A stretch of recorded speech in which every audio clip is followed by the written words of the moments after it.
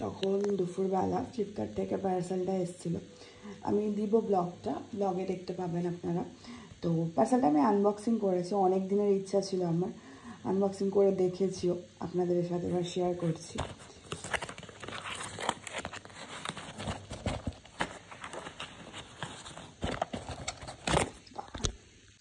JBL থেকে আমি একটা স্পিকার অর্ডার দিয়েছি। এটা আমার উইশ লিস্টে অনেক দিন থেকে ছিল, বাট আমি কিনতে পারিনি, যাই হোক কোনো কারণে।